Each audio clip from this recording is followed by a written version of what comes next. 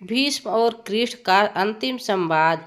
दोस्तों, महाभारत का ऐतिहासिक युद्ध समाप्त हो चुका था। युद्ध भूमि में बिखरे हुए वस्त्र, मुकुट और टूटे हुए अस्त्र योद्धाओं के शौर्य की गाथा गा रहे थे और चारों तरफ घोर उदासी छाई हुई थी। गिद्ध, कुत्ते और सियारों की भयानक आवाज़ों के बीच निर्जन हो चुकी उस भूमि पर द्वापर के सबसे महान योद्धा भीष्म पितामह मृत्युशैया पर पड़े सूर्य के उत्तरायण होने की प्रतीक्षा कर रहे थे। तभी उनके कानों में एक परिचित ध्वनि आती है, प्रणाम पितामह। भीष्म के सूखे चुके ओठों पर एक मरी हुई मुस्कान तैरती उठती है और बोलते हैं, आओ देवकी नंदन, कृष्ण स्वागत है तुम्हारा। मैं बहुत देर से तुम्हारा इंतजार कर रहा था। कृष्ण बोले, क्या कहूँ पितामह, अब तो मैं यह भी नहीं पूछ सकता कि कैसे हैं आप। भीष्म पितामह चुप रहे और कुछ क्षण बाद बोले, कुछ पूछूं केशव, बड़े अच्छे समय में आए हो। संभवतः मेरे शरीर छोड़ने से पूर्व अनेक भ्रम समाप्त हो जाएंगे। कृष्ण बोले, कहिए पितामह। तब भीष्म पितामह ने कहा कि एक बात बताओ कृष्ण, तुम तो ईश्वर हो। कृष्ण के बीच में ही टोकते हुए कहा, नहीं पितामह, मैं तो आपका पौत्र हूँ, ईश्वर नहीं। भीष्म पितामह अपनी घोर पीड़ा में भी ठहाके लगाकर हंस पड़ते हैं। कृष्ण, मैं अपने जीवन का स्वयं कभी आकलन नहीं कर पाया। संभवतः नहीं जानता कि मेरा जीवन अच्छा रहा या बुरा रहा, पर अब तो इस धरा से जा रहा हूँ कन्हैया, अब तो ठगना छोड़ दो। कृष्ण भीष्म पितामह के थोड़ा पास जाते हैं और कहते हैं, कहिए पितामह, क्या पूछना चाहते हैं आप। भीष्म पितामह बोले, एक बात बताओ कन्हैया, इस युद्ध में जो भी हुआ वह ठीक था क्या। कृष्ण ने पूछा, किसकी ओर से पितामह, पांडवों की ओर से या कौरवों की ओर से। भीष्म पितामह ने कहा, कौरवों की तो बस चर्चा ही छोड़ दो, अब कोई अर्थ ही नहीं रह जाता कन्हैया। पर क्या जो पांडवों की ओर से हुआ वह सही था क्या। आचार्य द्रोण का वध, दुर्योधन की जंघा पर प्रहार, दुशासन की छाती का चीरा जाना और जयद्रथ के साथ हुआ चल निहत्थे कर्ण का वध, यह सब ठीक था क्या। कृष्ण कहते हैं, इसका उत्तर मैं कैसे दे सकता हूँ पितामह। इसका उत्तर तो पांडवों को देना चाहिए। मैं तो इस युद्ध में कहीं था ही नहीं पितामह। भीष्म पितामह ने कहा, अभी छलना नहीं छोड़ोगे कृष्ण। अरे पूरा विश्व भले ही कहता रहे कि महाभारत अर्जुन और भीम ने जीता है, पर मैं जानता हूँ कन्हैया, यह केवल तुम्हारी और केवल तुम्हारी विजय है। मैं तो उत्तर तुम्ही से पूछूंगा। इतना कहते ही कृष्ण थोड़ा गंभीर स्वर से बोले, तो सुनिए पितामह, कुछ भी बुरा नहीं हुआ है, कुछ अनैतिक नहीं हुआ, वही हुआ जो होना चाहिए।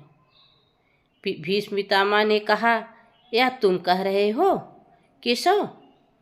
मर्यादा पुरुषोत्तम श्री राम का अवतार कृष्ण कह रहा है।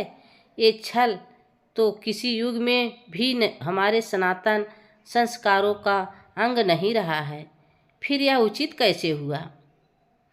तब कृष्ण ने कहा, इतिहास से शिक्षा ली जाती है पितामह। निर्णय वर्तमान की परिस्थितियों के आधार पर लेना पड़ता है। हर युग अपनी तर्कों और आवश्यकताओं के आधार पर अपना नायक चुनता है।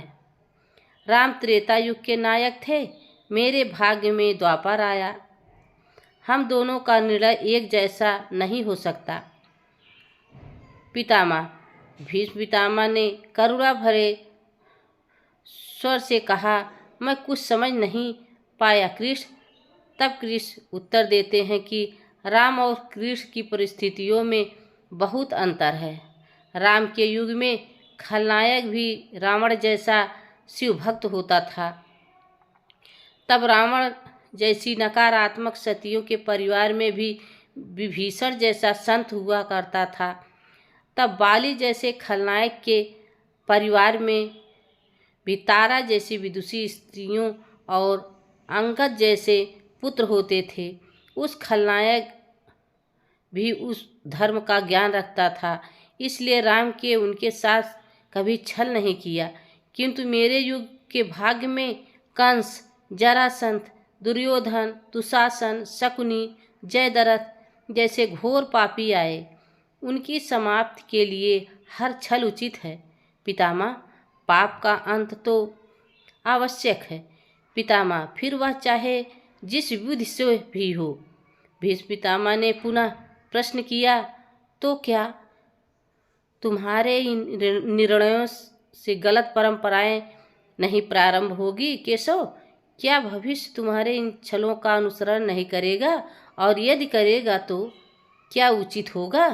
तब श्री कृष्ण उत्तर देते हैं कि भविष्य तो इससे भी नकारात्मक आ रहा है पितामह। कलयुग में तो इससे भी काम नहीं चलेगा। वहाँ मनुष्य को कृष्ण से अधिक कठोर होना होगा, नहीं तो धर्म समाप्त हो जाएगा। जब क्रूर और अनैतिक शक्तियाँ सत्य एवं धर्म का समूह नाश करने के लिए आक्रमण कर रही हो, तो नैतिकता अर्थहीन हो जाती है पितामह। तब महत्वपूर्ण होती हैं विजय और केवल विजय। भविष्य को यह सब सिखाना होगा। तब भीष्म ने पूछा कि क्या धर्म का भी नाश हो सकता है केशव? और यदि धर्म का नाश ही होना है तो क्या मनुष्य इसे रोक नहीं सकता? कृष्ण ने कहा, सब कुछ ईश्वर के भरोसे छोड़कर बैठना मूर्खता होती है पितामह। ईश्वर स्वयं कुछ नहीं करता, केवल मार्गदर्शन करता है। सब कुछ मनुष्य को ही करना पड़ता है। जो मुझे भी ईश्वर कहते हैं ना, तो बताइए पितामह, मैं स्वयं इस युद्ध में कुछ किया है? क्या सब कुछ पांडवों को ही करना पड़ा? पितामह, ईश्वर स्वयं कुछ नहीं करते, ईश्वर सिर्फ राह दिखाते हैं। इसलिए आप भी अपने कर्मों पर विश्वास रखें, उन्हें प्रबल करें, उन्हें अच्छा करने की कोशिश करें। ईश्वर के भरोसे हाथ पर हाथ रखकर ना बैठें। यह मूर्ख लोगों का काम है। यह कहना ही कि सब कुछ ईश्वर देख लेंगे, नहीं, ईश्वर सिर्फ आपको आगे बढ़ने का संकेत मात्र देते हैं। कर्म तो आपको ही करना पड़ेगा। दोस्तों, यह वीडियो आपको कैसी लगी कमेंट बॉक्स में ज़रूर बताना। चैनल पर नए हो तो लाइक सब्सक्राइब ज़रूर करना। तब तक के लिए राधे राधे, जय श्री कृष्ण, धन्यवाद।